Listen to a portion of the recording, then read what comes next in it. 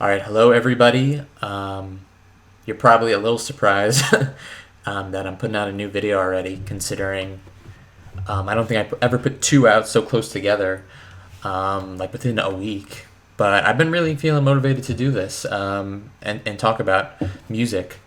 And this album that we're going to talk about today popped in my head yesterday at the gym because I was thinking about this concept, the reaction that I did with Ye, and the thing is that's an album that has stayed with me over the years. This album that we're talking about today is not one that has stayed with me. For those of you who didn't see it in the title, we're going to be talking about The Black Parade by My Chemical Romance. And I know there's a lot of preconceived notions about the band, about this style of music. I think in large parts because of how young the initial fandom was of this band, and what is like kind of called pop emo. These guys, Fall Out Boy, Panic at the Disco, these were kind of like the first bands I liked on my own. I remember when I was young, I had my iPod, and on my iPod, it was mostly songs my mom and my sister would download. So when I was like 8 or so with my iPod, I listened to like Disney Channel songs, like Hannah Montana soundtrack, and just whatever kind of like the post grunge from like American Idol people that my mom would download. So that's pretty much what I listened to. But I decided at a point I was like, no, I'm gonna come up with my own taste. I'm gonna start liking music. I think that's something I want to do. Which was just funny that I did that. There was a time where I didn't consume any music. Long story short, this group was very important to me growing up, but I kind of fell off. And I have to admit that in part it was peer pressure. It had nothing to do with the music. When you're 16 or 17, it's just seen as very like cringy to like this kind of music and to kind of embrace like this vibe. It's seen as childish. Unfortunately, that leads to a lot of like hate towards the music when it doesn't really deserve that. It deserves the consideration as every other piece of music. So a group's fans shouldn't define whether it's valid to like. But since that, it's been years since then, so we're gonna listen to it now, and we're gonna see if I like it as much as I did then. How it kind of compares to how I liked it as a kid. Yeah, we're gonna see how that goes. First track, The End.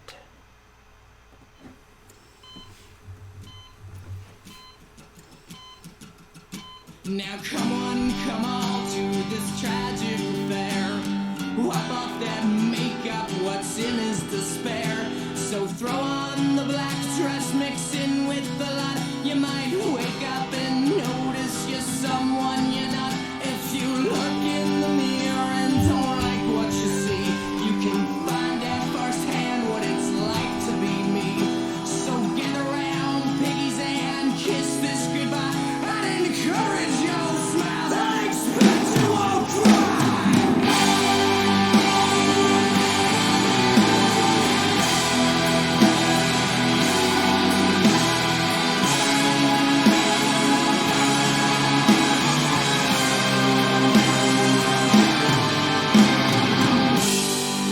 Alright, so that was the first track, The End. I liked it. I thought it was cool. So it's going to be probably one of the bigger, like, when it comes to, like, personal preference, it's going to come down to the vocals on this album, I would say. Right now, I feel okay on the vocals. He's definitely a very powerful vocalist and very dramatic, as you would expect with this kind of music. It's not really sure what's going on lyrically. And it feels very much like a beginning, which is ironic because it's called The End. Like, it definitely feels like the introduction to some sort of theatrical play or something like that. From what I remember, this album is very much tied to like theater. It definitely has that vibe, which is funny because I think theater kids and emo kids, like, stereotypically are probably pretty close together. Maybe they're the same thing sometimes. But The End, it was okay. I don't really have that much to say about it. Besides that, we're gonna go to the next track, Dead.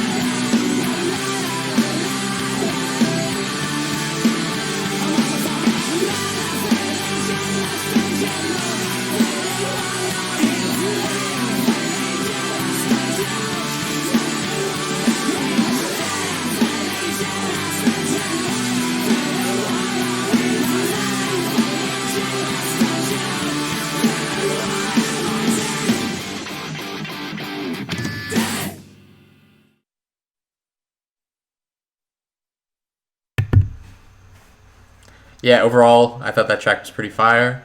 Okay, so I kind of was just missing the point entirely on the first track. Um, so I'm sorry, I might be a little ignorant as far as the story that's going on here. But if you're watching this and you know something about it, please leave a comment. I'd love to hear your explanation of it. But it's saying here on Genius, talking about this character, kind of the main character of this album, the patient. And this is kind of from his perspective. This is kind of the intro to him, the theatrical intro to his story. And yeah, I thought it was really cool. Very dramatic, very dramatic. See, I think maybe I would, if the instrumental was quieter, I think I'd probably not like Gerard Way's vocals more. I probably would find them more irritating. But I think kind of how chaotic it is kind of fits with like, kind of like the this isn't supposed to sound like critical, but kind of like the childlike angst that's coming from this song. Like it definitely has that quality, instrumentally and vocally. But I think both of those together kind of fit. If it was one and the other wasn't in the same spirit, I don't think it would really work. But there were some times in this track where the voice, what's it called, the vocals were a bit grating, particularly in the bridge. I kind of was feeling like the bridge was a little bit like too much for me, but that's just on this listen, and maybe I like it more in repeats. And in general, I don't know. I'm not that crazy about La La La's, but I actually really like this line: "If life ain't just a joke, then why are we laughing?" I'm sure there are a lot of My Chemical Romance fans with that as a tattoo, and honestly, I think that's pretty awesome. It's a pretty awesome tattoo. But yeah, like the track, definitely liked it better than the intro. But we're gonna move on. Next track is called "This Is How I Disappear."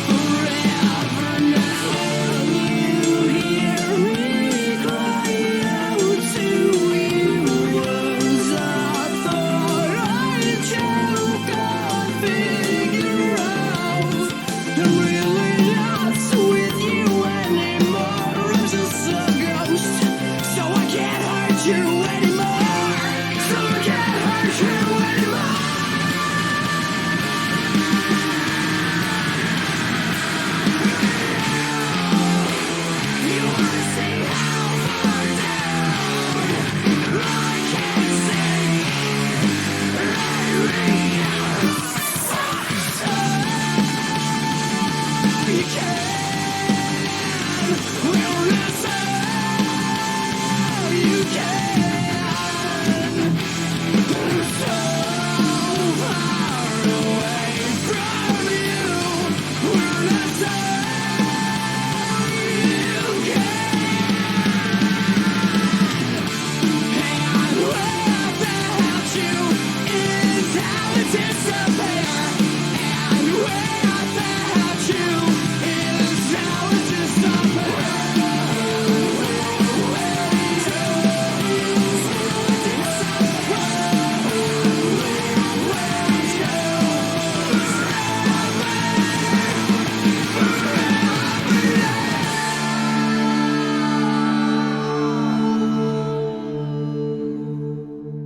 Definitely like these moments throughout the songs that are just like really, really ear grabbing. They're really ear grabbing. Do people say that? But and there's a lot of those moments, which I think is really impressive. It's very technical. There's a lot going on everything we've listened to so far, which is really interesting.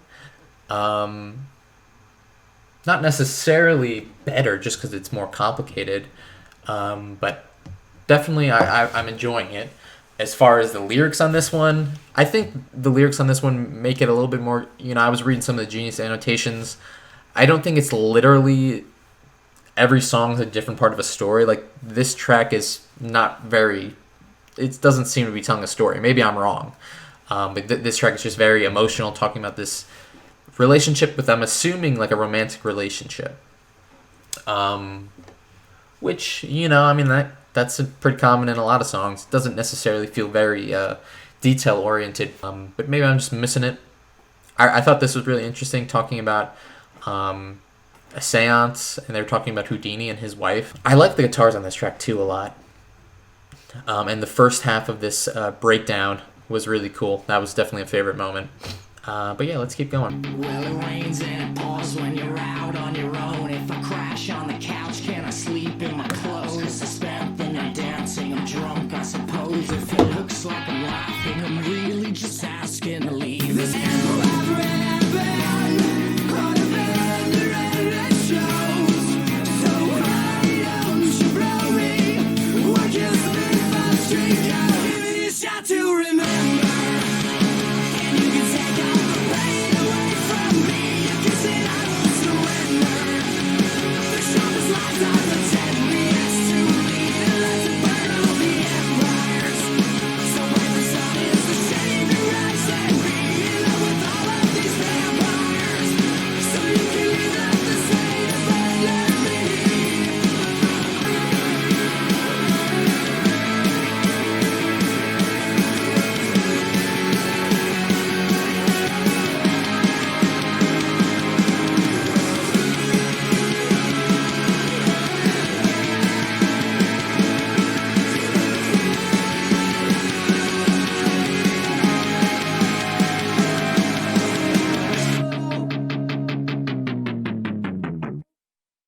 I was mentioning in the last track that it didn't feel very story focused. I think this track definitely feels more story focused. It's a similar idea as far as theme to the last track, but we get a lot more details, a lot of imagery about alcoholism and guns. I think the beat of this track is really catchy, like the way Gerard is singing over the beat in the background on the verses. I really enjoy. I think the hook's really catchy. Yeah, and I definitely, I wanted to say, like, I definitely get this, like, Western vibe from this track. I remember on their album before this, like, there's a track with a big Western vibe.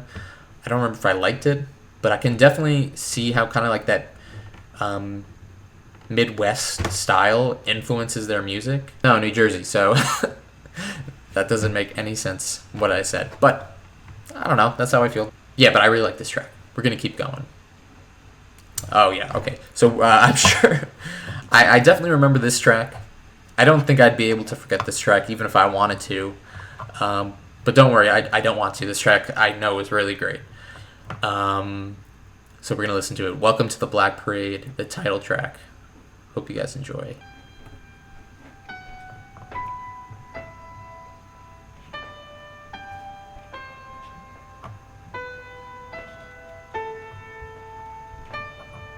When I was a young boy, my father took me into the city to see a marching band.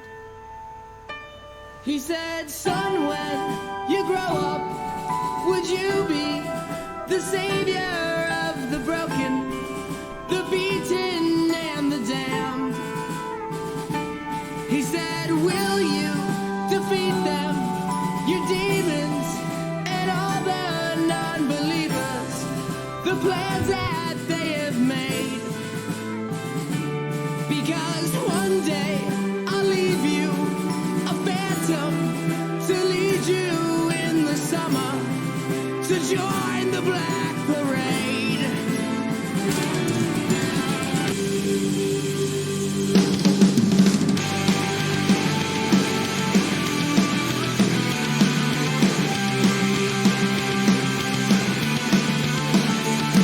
Sometimes I get the feeling she's watching over me, and other times I feel like I should go.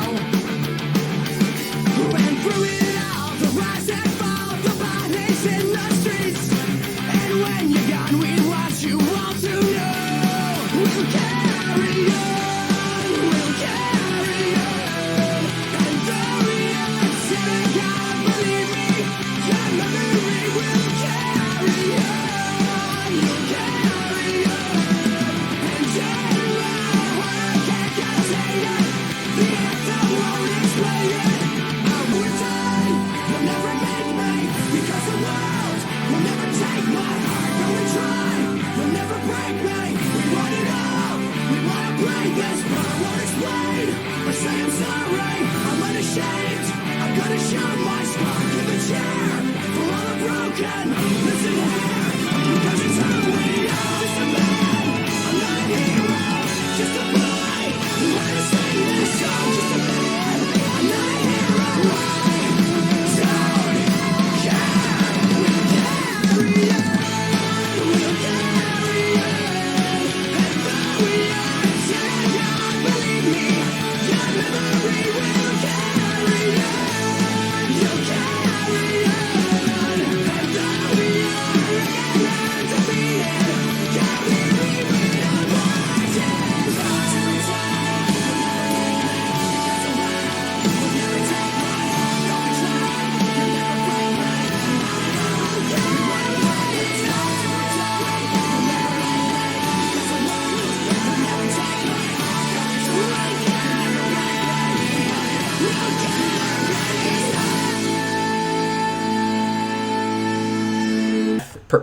Kind of this fear of death is kind of very central to this album as far as I can tell, and this track really kind of hits it with a personal example rather than just kind of like abstract descriptions of death. It's not as specific, but here it's much more specific. He's talking about his father dying, and kind of this conversation that sticks out to him about his father, and I think that's really beautiful. And the way that translates into verse 1, into the chorus, and kind of how that the loss of his father and the memory of his father has kind of shaped who he's become. And yeah, I was reading this. I was a little confused at first because he says she, even though he's talking about his father and before. But I guess I would say I agree with this Genius annotation that she might be a personification of death. If it is, it's not really very clear. But I don't know. And all, like pretty much every annotation I've clicked on has like a long, like Wikipedia page length explanation for the different like biblical and literary references this could be noting, which is cool. But I think it's a little abstract to be exactly one reference, and because of that, I think it's more up to interpretation. But I will say the key change and this breakdown, I don't know, just not really a fan. I felt like the lyrics here are pretty cringy. They're just a bit too much, if you ask me, too dramatic for my tastes. And I did not like the key change that happened for the final rendition of the chorus. And I think as I was saying earlier, I think part of the point is that it's very complex as far as all the music that's going on. But I don't know. For me, like sometimes complex just kind of clutters everything and it becomes too much. And I kind of feel that way about this chorus and the outro when they got the all the drums. So much is happening. The kind of push how emotional and how angsty this can be. Well, I want to just notice, just because I'm saying it's angsty, that isn't inherently a bad thing. I don't want to make it seem like that's a bad thing inherently. But I will say, in this case, I think it is a bad thing. It's too much for me. But this song, I mean, it's still iconic. And it has good reason to be iconic. It's really great. Just some parts I'm not really that crazy about, especially when taking a deep dive into it. All right, so this next track is "I Don't Love You." Well, when you go, so never think I'll make you try to stay. And maybe when you get back, I'll be off to find another way. When after all this time that you still love, you're still a god for nothing I don't know. So take your gloves and get out, ready to get out while you can.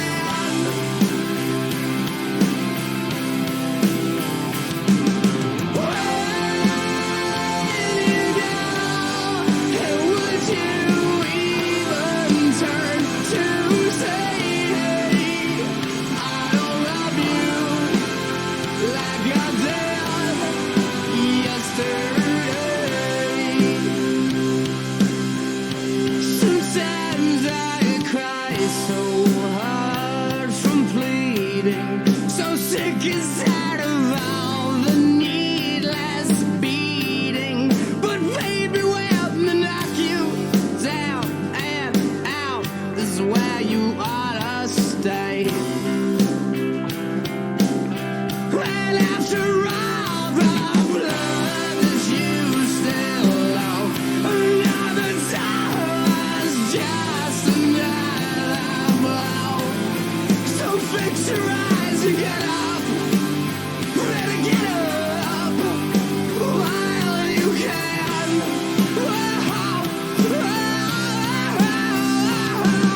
Where you go, and would you even turn to say, hey, I don't love you like I did yesterday. Well, come on, come on.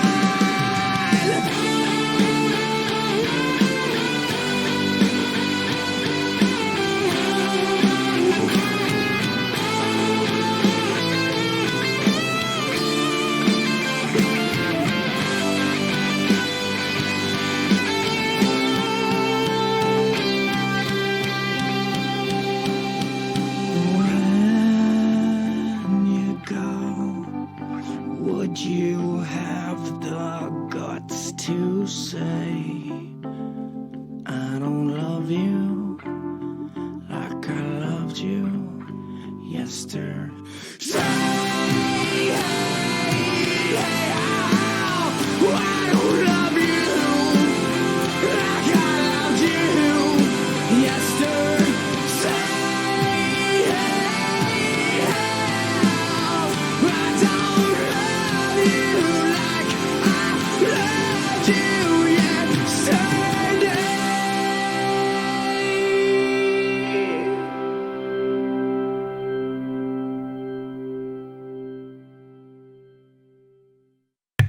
Wow. I was not expecting to get a little teary-eyed to any of these tracks, but this one really was beautiful. This is definitely my favorite so far. Yeah, like Gerard is doing a really great job at portraying this emotion. And I'm really enjoying the lyrics in this track in particular. Like when that first chorus hit, when you go and would you ever turn to say I don't love you like I did, that just like that hit, like it had my heart drop a bit. It was just really sad, yeah, but beautiful. I mean, there's been allusions to a relationship for the most part of this album, like the importance of this relationship to the story about this man dying, and this just feels like kind of where that plot gets its full, reaches its full potential, and yeah, it's beautiful. I really enjoyed the instrumental too.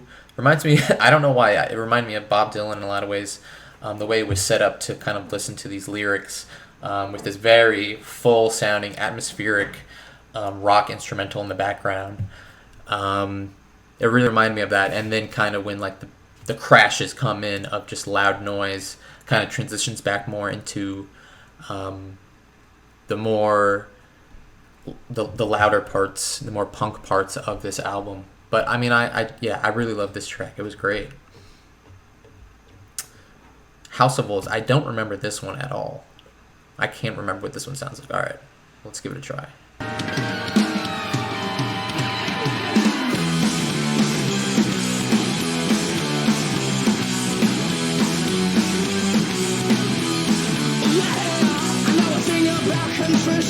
Because I got enough to spare, and I'll be granting your permission, cause you haven't got a prayer. Well, I said, hey, hallelujah, I'm gonna come on, sing the praise, and let the spirit come on through ya. We got innocence for days.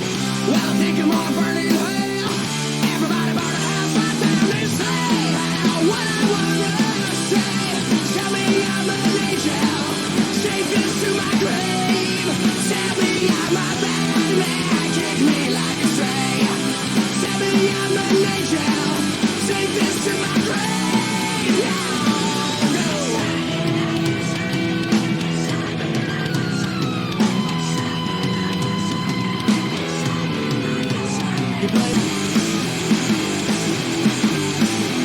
You better run like the devil, cause they're never gonna leave you alone. You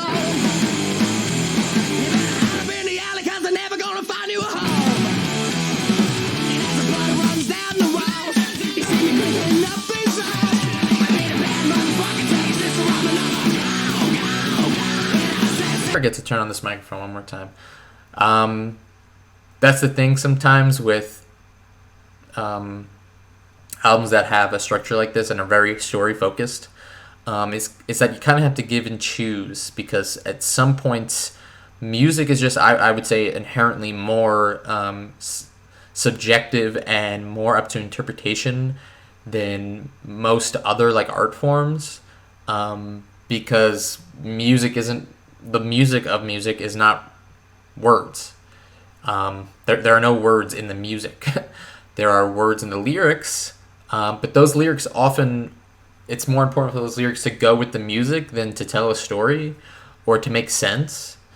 And we see like there's experimental writing forms that kind of do that too, leave it up to interpretation and feeling. But music is kind of where that's one of the main appeals of music for me. But it just kind of it gets kind of confusing when you're trying to tell a story, but it's kind of like, the story structure is a little bit like abstract and the lyrics are abstract, but I'm supposed to be taking it as though I'm watching and experiencing a full story rather than separate pieces that kind of come together in a more not necessarily in a story, but in a vibe and a feel. I don't know. It's just a little bit confusing because it doesn't really seem like it's following a specific order. It feels like each track is kind of telling a story, different degrees of how focused those stories are. But I don't know. Yeah, that's my rambling. I just thought it didn't really stick out to me. It felt a little bit generic, the instrumental and the lyrics. And you probably heard me laughing at the haunted repetition of S-I-N. I was like, what the... I don't know. I thought that was pretty funny, and that is not a compliment. It's not really... I don't think it was intended to be funny. But, let's go to the next track, Cancer. Turn away if you could could get me a drink of water, 'cause my lips are chapped and faded. Call my Aunt Marie. Help her gather all my things and bury me in all my favorite colors. My sisters and my brothers still. I will not kiss you.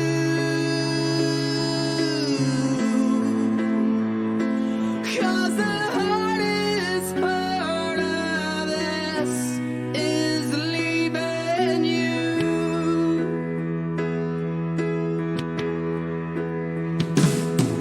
Now turn away, 'cause I'm awful just to see. 'Cause all my hair's abandoned, all my body, all my agony. Know that I will never marry.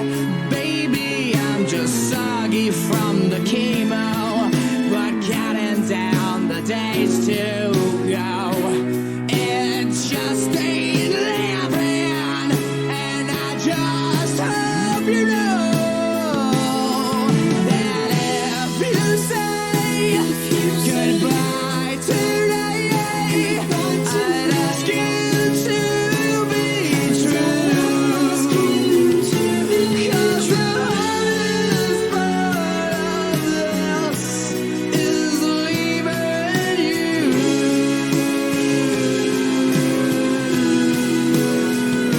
'Cause the hardest part of this is leaving you. I remembered halfway through I put the microphone back on, but another one that's just really dark and emotional. And these lyrics here are perfect. I really like it does a great job of putting me in the headspace of someone who has cancer and who is dying. I think that's where this album, so far at least, that's where its strengths lie. Where it kind of is taking itself seriously a bit, you know, not repeating SIN, and just kind of like trying to make a joke out of it. I don't know. Like, I would say I like the serious parts of this album a lot more than the comedic parts. Maybe the comedy hasn't really aged well for me. But the serious stuff, I will say, this track really feels mid-2000s. I definitely get like the Fray vibe. All those like the mid-2000s, they had all these like, I don't even know what kind of genre you'd say, like the pop rock groups like Coldplay and I don't know who else, but I loved them at this point in my life. Definitely fits in with those tracks, only less melodramatic and more serious. Like I would take this track seriously in comparison to, I don't know, How to Save Your Life, which just feels like the most like fake serious song that ever existed. Not to go on a tangent on that, but I really like the lyrics and the way this chorus hits, because the hardest part of this is leaving you. I mean, does a great job of helping me to empathize with the character's place. I've never had cancer or been on my deathbed, thankfully. But this song really helps me to picture how scary it would be. And, you know, I really like how literal and how direct the talk about death is on a lot of these tracks on this album, because it's something like we're all scared of, we're all going to experience, and we all just kind of push to the side. And I think an important thing when it comes to music is that it's an expression about anything and everything. It is pure expression, and maybe some of the hardest things to express, but the most powerful things to express are the things we're afraid to express. You know, that's why a lot of music about death, breakups, heartbreak, just most of the most emotionally potent songs come for these things that we're afraid of, that we're scared to experience, scared to talk about. Um, but I think it's really great that a track like this really can help those who don't understand what someone would be going through in something like this, like help us understand what that's really like. Because I personally, I do think that empathy is really important. And it's a big part in why I love music. It helps me to understand emotions, understand my emotions, other people's emotions. And yeah, really like this track and everything it offers.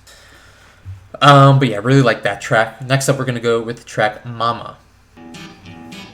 Mama, we all go to hell. Mama, we all go to hell. I'm writing this letter and wishing you well. Mama, we all go to hell. Oh, well, now, Mama, we're all gonna die. Mama, we're all gonna die. Stop asking me questions. I hate to see you cry. Mama, we're all gonna die. When we go, no dreamers, yeah. We let the fire just fade us. Yeah, you made us so famous. We'll never let you know. When you go, you return to me, my love. Mama, we are gonna hell. Mama, we are gonna hell. It's really quite pleasant, except for the smell. Mama, we are gonna hell.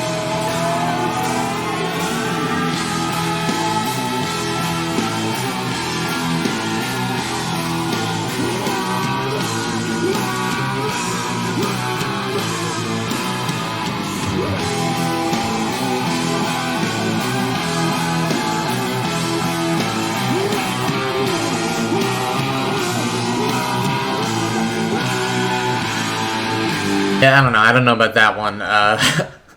There are parts I definitely like, though. I like the breakdown. Like, the guitar there sounded awesome. Um, Lyrically, I don't know. It feels very simple. Um, and I can, it's saying up here this story about a soldier, and there's a soldier on the cover. I think. So it makes sense. There's a connection. Like the main character was a soldier. I don't know. I just don't think the references to war and a soldier. I don't really think they work that well on this one. And yeah, I wasn't really a fan of the hook or the verses. This one was another very dramatic track, and I don't know. Maybe it would be interesting. I definitely want to hear from some of you or from someone about someone who really likes theater and really likes how dramatic theater can be, and see how they feel about this. Because I'm starting to feel like fatigued from the explosions at the end of every track. Like this one just feels the most like, okay, you can't. It kind of de-weights how like crazy the explosion is at the end of the title track, when this track does like a similar thing, and it doesn't really feel, it's not emotionally, there's no emotional connection really. It's, if anything, it's kind of like a side explanation of the main story going on here. So it kind of like throws off the vibe for me a bit. Also, like, I don't know, I'm not really a fan of the way hell is being used here. I mean, I would say personally, I think there's kind of like three different ways, like hell and like the dramatic imagery involved in like pure evil can be used. There's like the serious, and there's definitely a place for that in music. Like there is music, there is a metal and some early post-punk and punk that is legitimately like horrifying to me, and I like that for some reason. Like that, the atmosphere that creates like really resonates. I don't think it resonates with me, but I really enjoy listening to it. And then there's also the sad interpretation of it, which you see on tracks on this album. And then the third is like the funny, dramatic, like just kind of cringy description of like hell, like Kiss and stuff like that, where it's not really taking itself seriously, but it's really, lots of the bloody imagery. I guess sometimes it can work, like on A Whole Lot of Red. I enjoyed that album, and it kind of occupies that third space. But I don't know. Don't enjoy it here. Not really a big fan of Mama, but that's okay. We're going to move on to the next track, Sleep. Oh, spooky.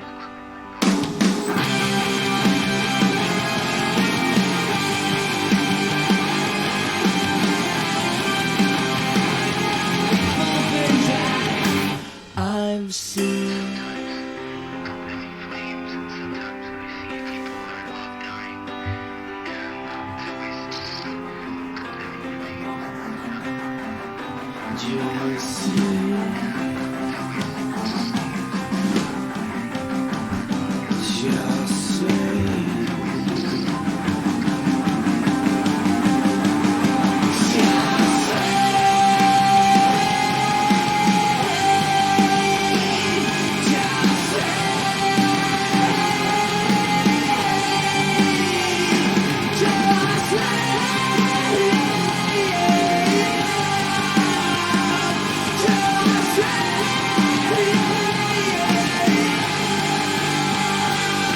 Alright, so I mean, I liked that track, but I couldn't stop thinking about how I don't know. I don't agree with the track sequencing of this album at all.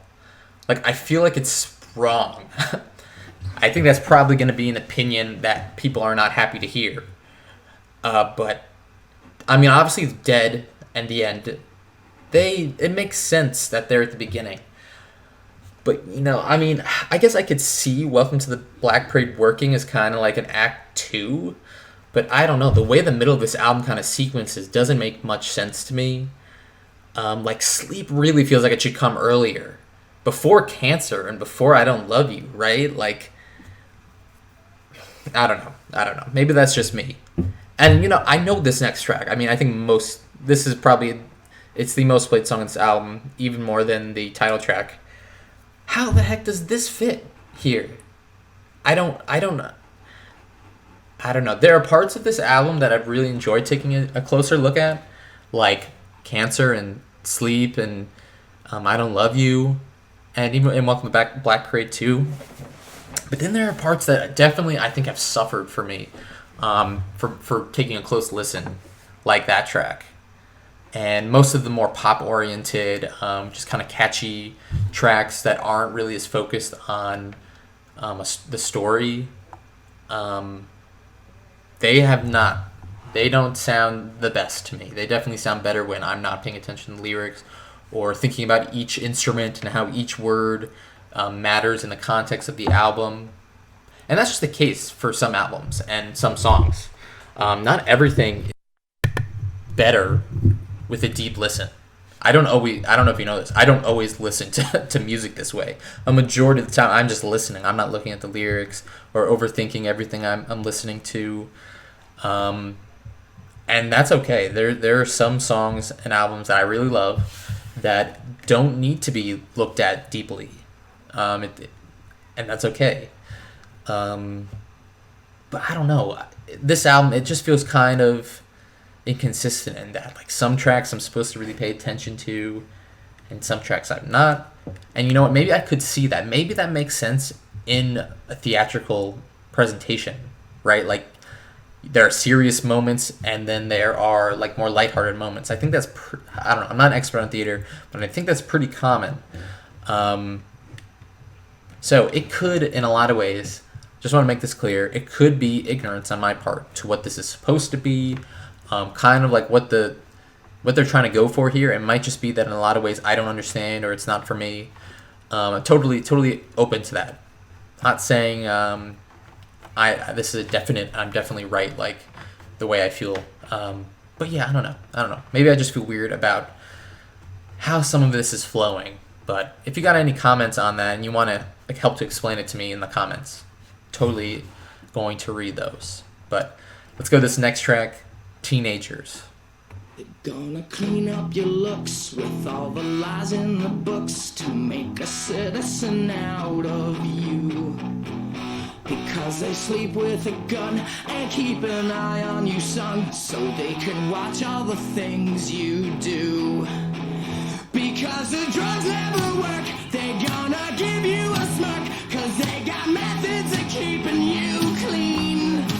They gonna rip up your heads, your aspirations to shreds. Another cog in the murder machine. They said I'm teenagers scared the living shit out of me. They could care less as long as someone will bleed.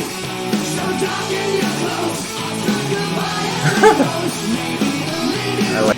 But if you're troubled and hurt, what you got under your shirt will make them pay for the things that they did. I'll give them now. Teenagers Together now. living shit out of me. They could care less as long as someone will bleed. So darken your clothes, I'll strike goodbye and then close. Maybe it'll leave you alone, but not me. Yeah, so I like this track. I know I knew I liked this track.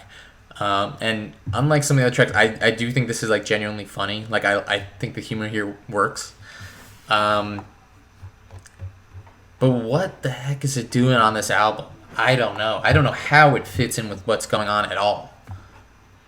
Like this track made it clear. It's like something that's just like, okay, I feel like it's a stretch that this fits into the concept, but come on, how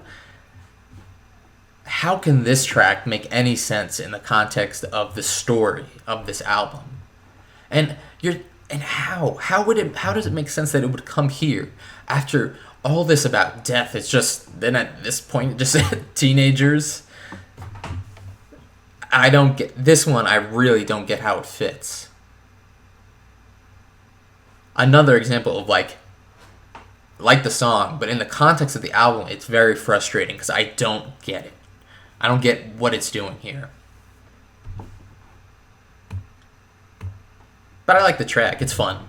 It's a pretty fun track, and I also just like that the irony of it, that they're singing this song about how they're scared of teenagers, and like, sure, millions of teenagers have gathered to play this song and like sing it when he's talking about them. It's pretty funny. All right, next track is called Disenchanted. Well, I was there on the day they sold the cards for the queen, and when the lights all went out, we watched our lives on the screen. I hate the ending myself, but it started with an alright scene. It was the roar of the crowd that gave me heartache to sing. It was a lie when they smiled and said you won't feel a thing. And as we ran through the cops, we laughed so hard it would sting. Yeah, yeah. If I'm so wrong, how can you listen all night long? How will it matter after I'm gone? Because you never learned a goddamn thing. You're just a sad song with nothing to say about a life long. Wait for a hospital stay. Well, if you think that I'm wrong, this never meant nothing to you. I spent my high school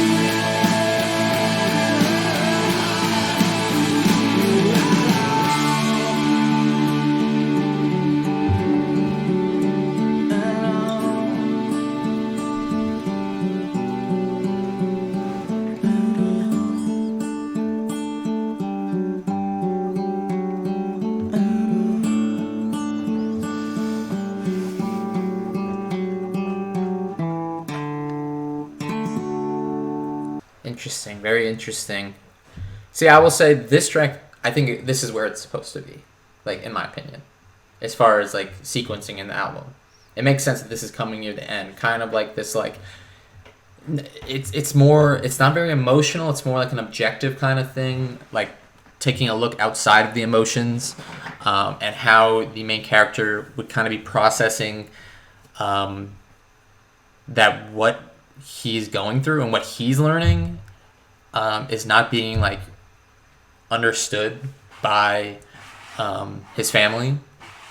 Like, they're seeing everything he's going through but not really understanding the pessimism that he's adopted after all of this. That's kind of what he's saying. He's like, you don't really understand if you don't understand that life sucks, and that's what I learned from all of this. And just the final nail in that, in that belief is, like, if you don't understand that, that's just proving me more right. That life is it just sucks.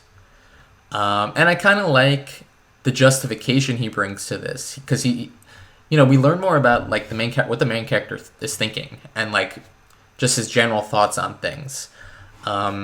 Makes it like a humorous yet dark mention of guillotines. Specifically talking about the French Revolution. Just start killing people again. Why not? That's how far he's fallen into, like, this nihilism. And again, talking about kind of like capitalists selling out, watching his heroes kind of sell themselves on TV for money, give away their beliefs and morals for money. And I think that's really cool. The chorus I really like too. It's just a sad song with nothing to say. And, there's layers of, like, fourth wall breaking. He's calling the listener also, and what is happening right now. This is just a sad song with nothing to say. While, it's a double meaning there. Lots of meta commentary going on right there.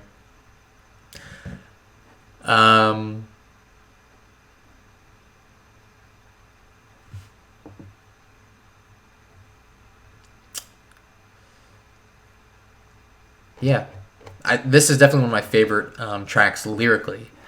So, if I was to look back, it seems like, in general, I really like the ballads.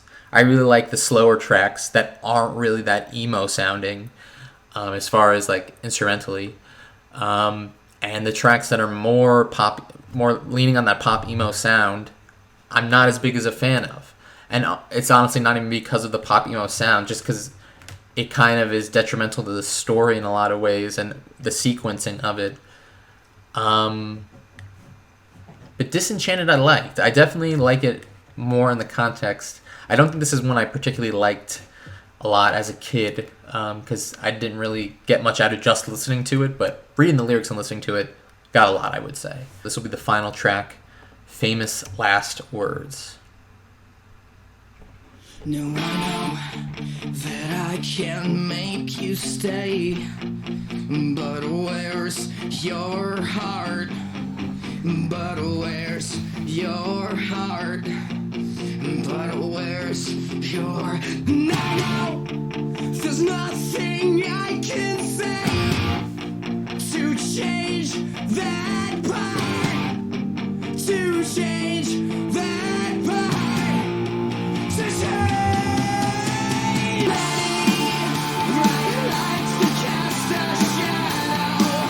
What's the passion?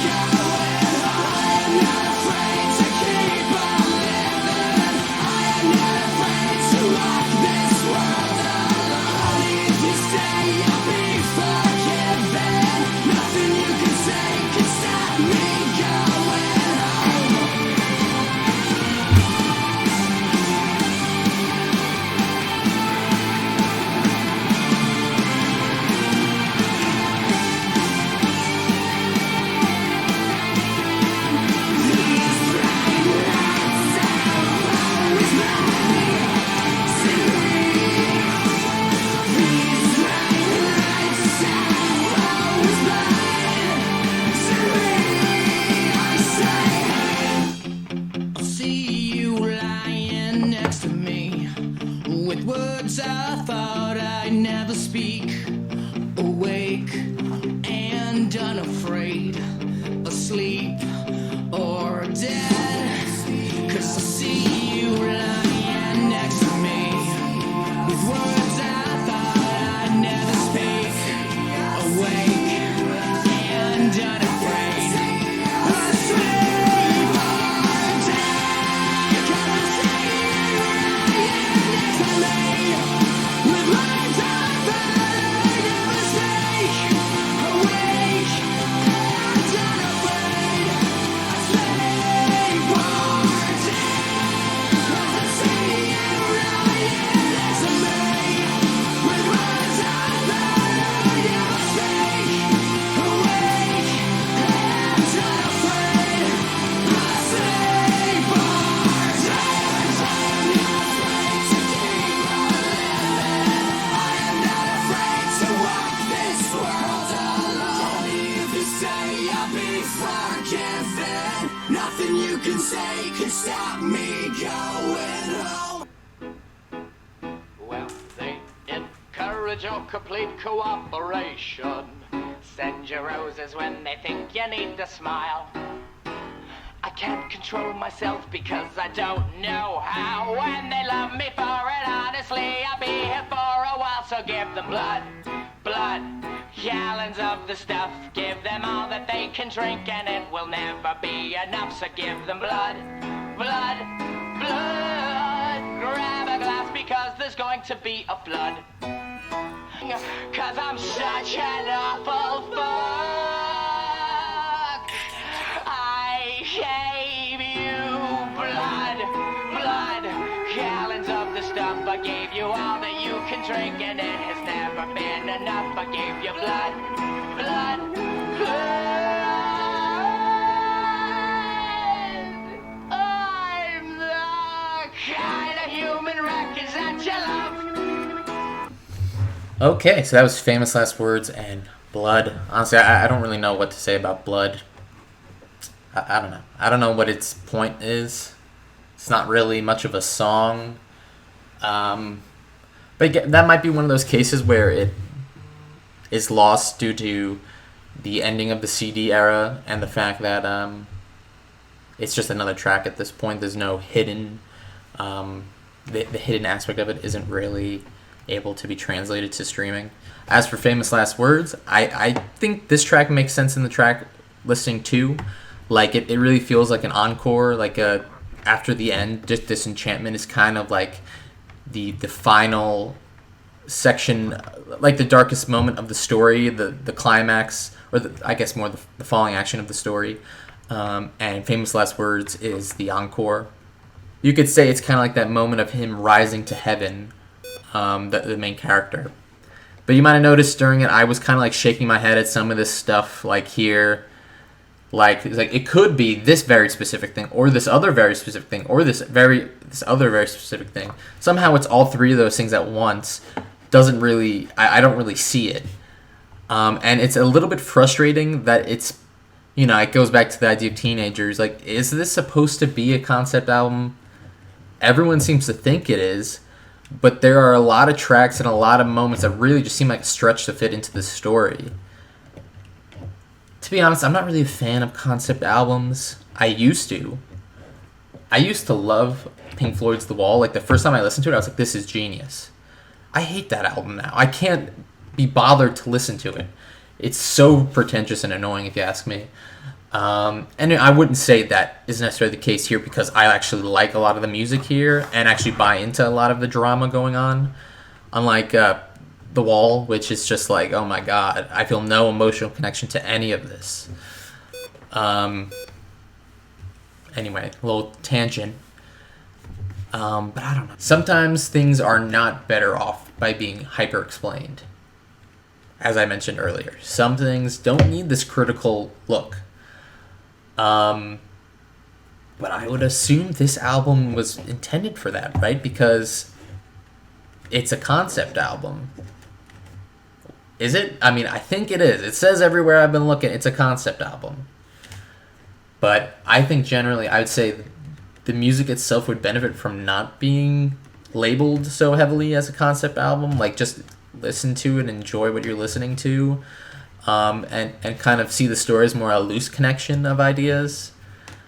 Because I will say, death is connected on all these tracks.